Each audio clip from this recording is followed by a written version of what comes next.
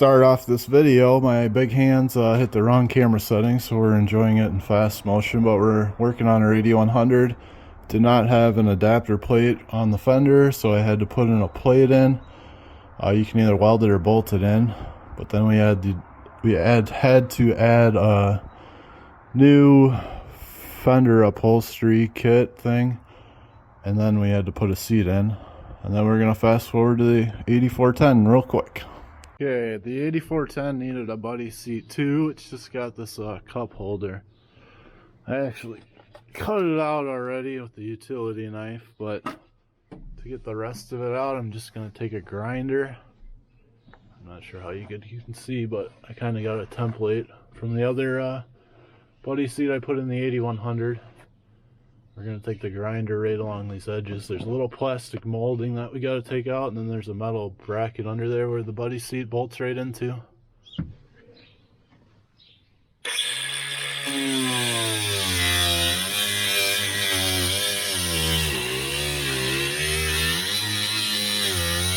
That is the finished product. Grinder took it right out. Couple minute job. Not sure if it was the safest, but it was definitely the quickest. So then there's the bolts go here, here, here, and there. And then we'll have a buddy seat in here. Well, here we got our buddy seat. We take the bottom cushion off, and then we mount the plate in, and then we add the cushion back on.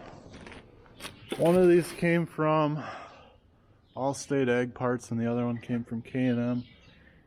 A little bit cheaper than the Deere buddy seats. That's why I went with them.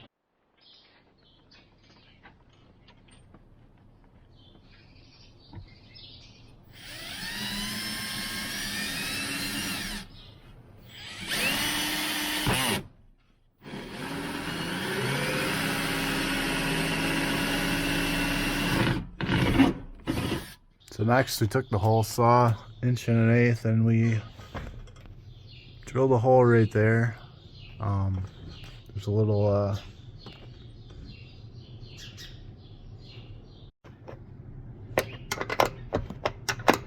this one was a little tougher to get lined up, but we got her. Seat belt is in, then we just gotta slap the seat in and we're good.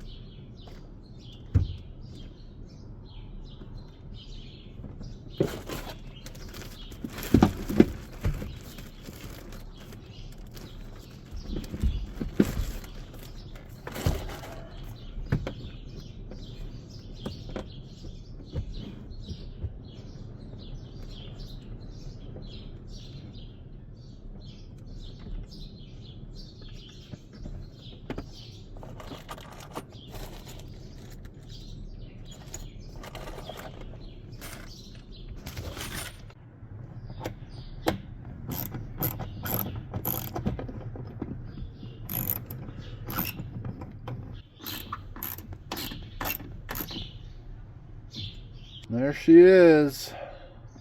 All done. Takes way longer than you think.